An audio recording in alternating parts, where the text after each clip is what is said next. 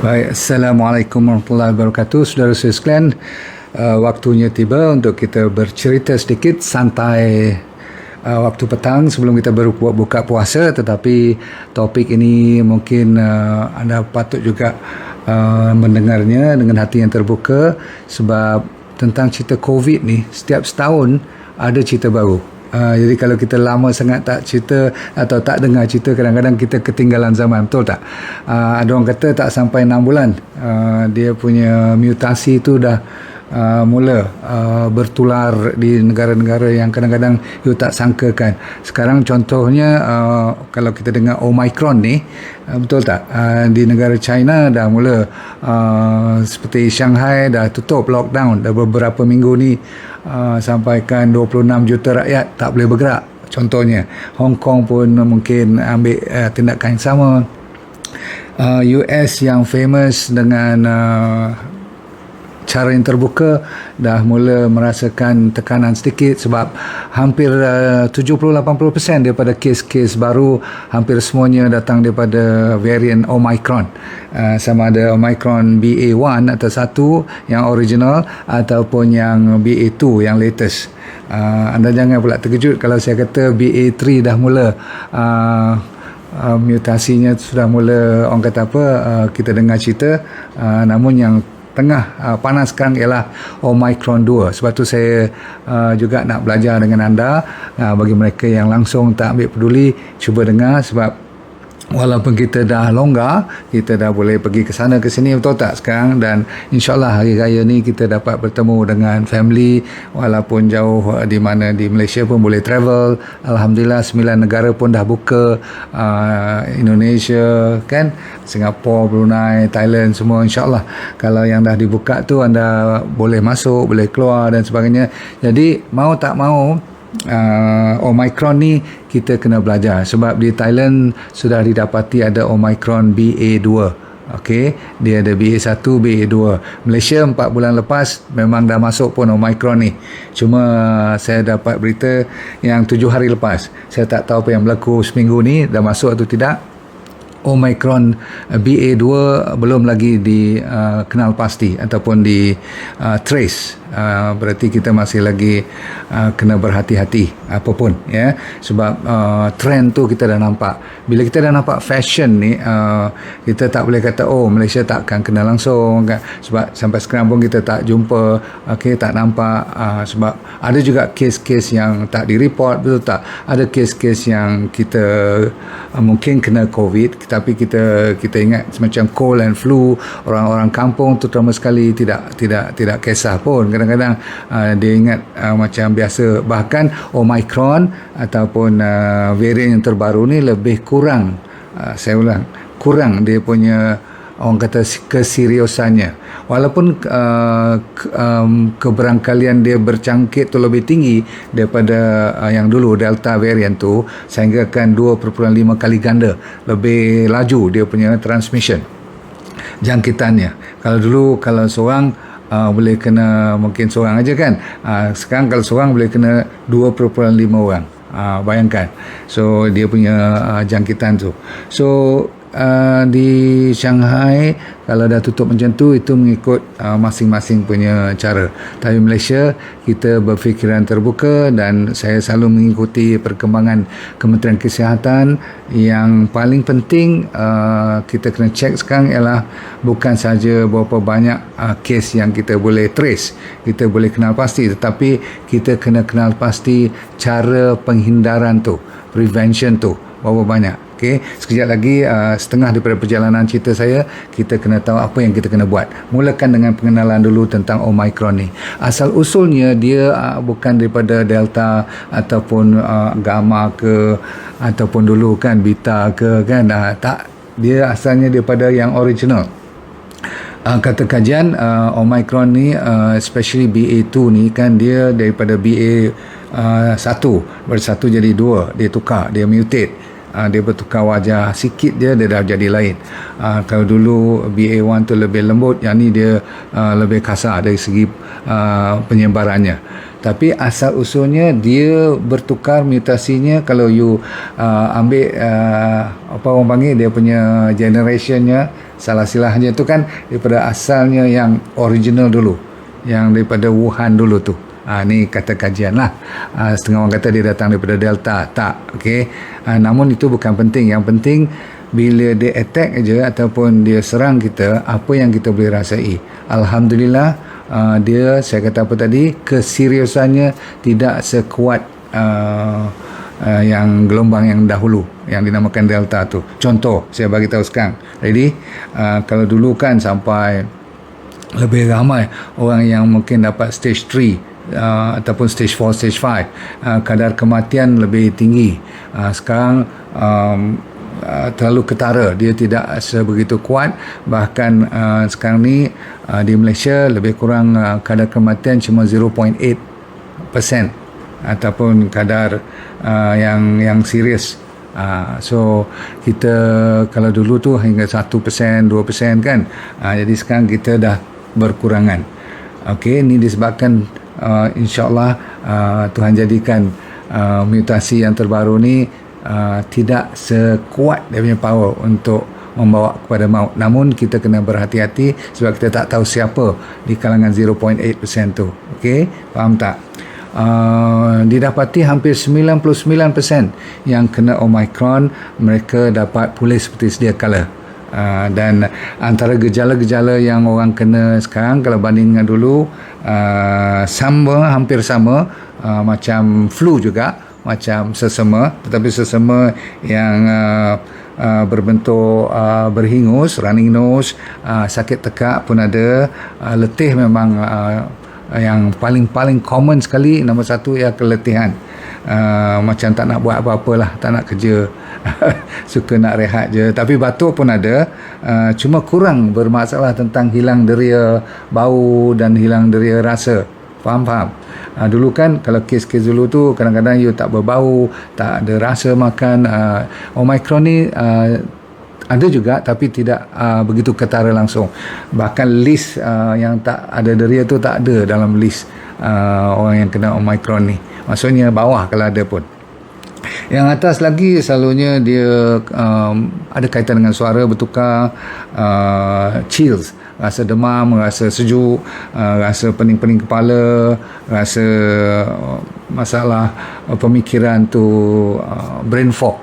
Maksudnya terganggu cara kita berfikir, kadang-kadang dia terganggu. Ada orang yang sakit belakang walaupun tak lama, ada orang yang sakit dada, okey, dan loss of appetite tu ada juga tapi masih peringkat ke bawah dia punya gejala-gejala dia. So pendek cerita, ramai orang kadang-kadang sehari dua dia dah lega. Terutama sekali yang kena ni ramainya kumpulan muda pula. Kalau yang jenis Delta dulu orang takut orang dewasa dan tua, betul tak? Tapi yang the latest ni, yang dipanggil BA2 ni lebih kepada umur katakan 5 hingga 17 pun ada, orang yang sampai umur 40 lebih ramai. Atas tu selalunya warga emas.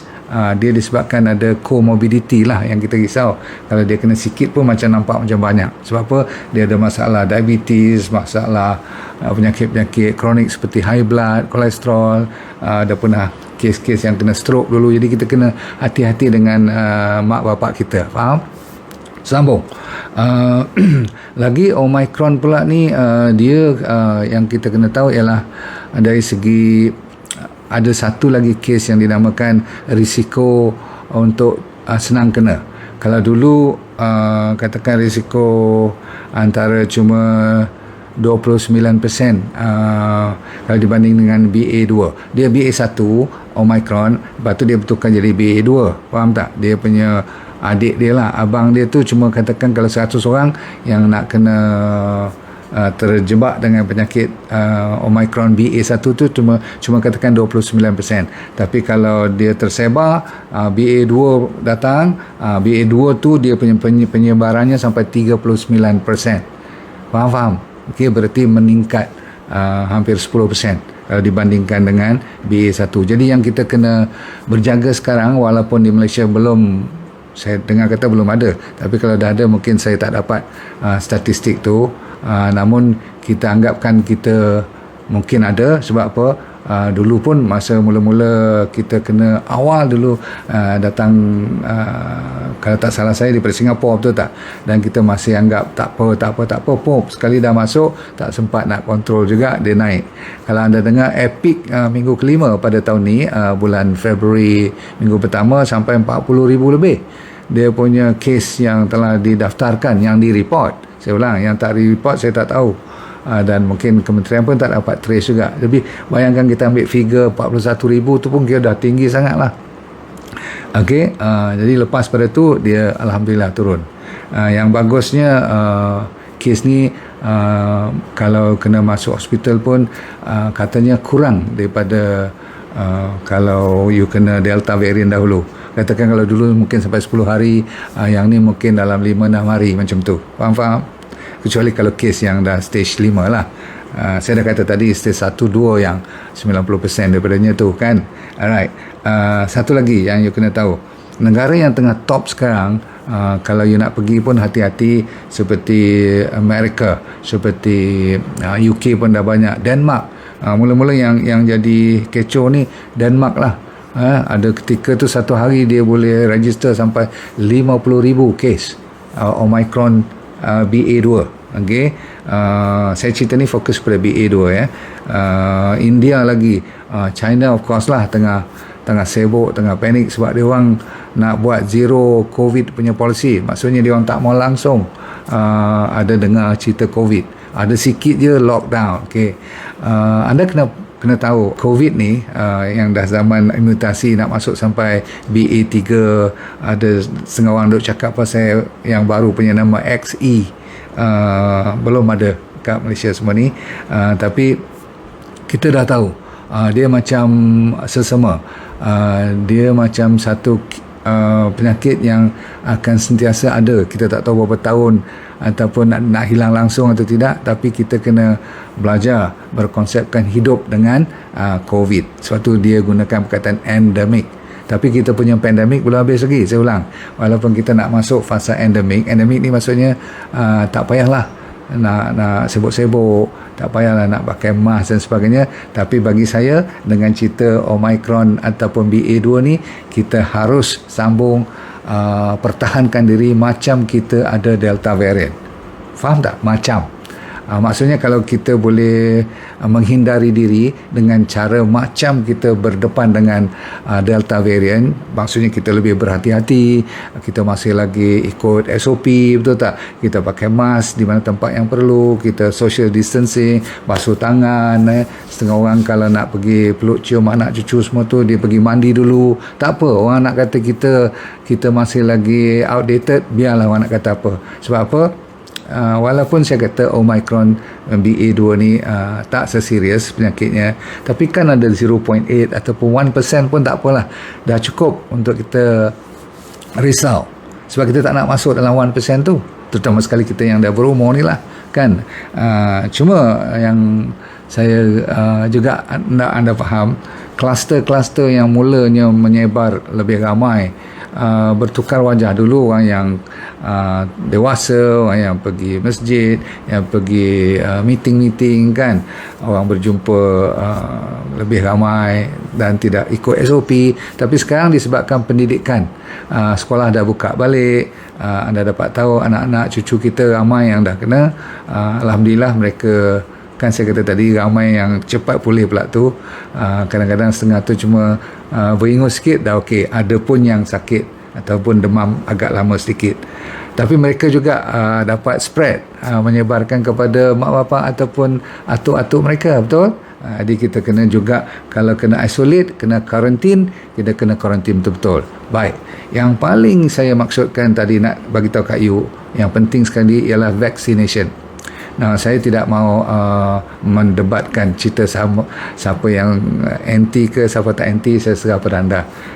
Okey, ini cuma pendapat peribadi saya sendiri. Vaccinated dan dah dapat dos penggalak, booster dose, dan mengharapkan you all majority boleh dapatlah 2+1 tu. Orang tengah cakap yang nombor 4 dah sekarang, disebabkan lepas pada 6 bulan selalunya dia dah wane off tu maksudnya dia punya immunity agak menurun, ya. Jadi kita kena hati-hati. Kalau you rasa badan you tu sentiasa dalam keadaan terjaga, itu bagus. Maksudnya sihat walafiat, tidak ada masalah demam, biasa-biasa pun lah, tak sakit dan sebagainya. Menjaga tidur, menjaga stres, kena matahari. Yang penting tu matahari, minuman yang saya cerita selalu, air yang suam, air yang banyak ada ni kan, vitamin C seperti limau, air kelapa, rajin-rajin minum air seleri, ikut D&D diet yang Rainbow Food tu, insyaAllah. Ini bukan untuk cuma COVID, tapi juga untuk kesihatan menyeluruh. Sebab apa? Apabila badan kita tu sihat, walaupun terkena nanti, dia boleh melawan. Dia boleh handle. Sebab apa? Kita punya army, kita punya immunity dalam badan tu sentiasa, orang kata, bersedia.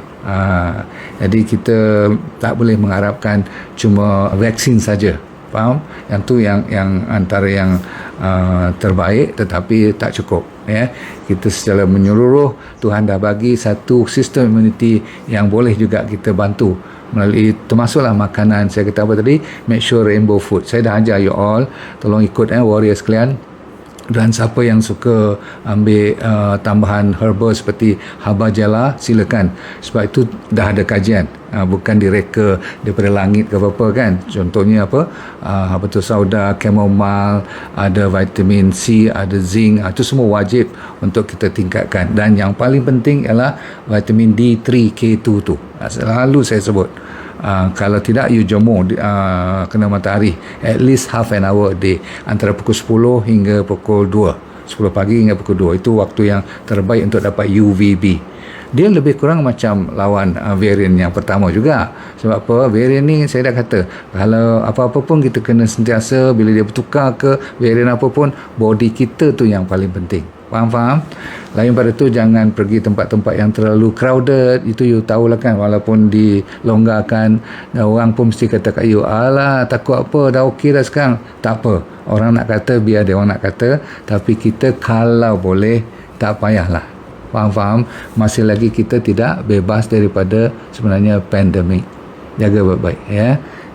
So saya ucapkan dan saya doakan semoga anda sentiasa dalam keadaan selamat, dan Tuhan sebenarnya memprotek, mengawal semua di keliling kita tu supaya menjauhi daripada musibah ni. Boleh? Okey, dengan itu seperti biasa saya doakan semoga hidup anda bahagia dan syurga kita kita semua ke syurga nanti. Hidup dunia bahagia, akhirat syurga. Tengok, kalau tak sebut 3-4 hari dia dah mula tersasul. Tapi yang paling penting ialah let go and feel good all the time. Assalamualaikum warahmatullahi wabarakatuh. Bye.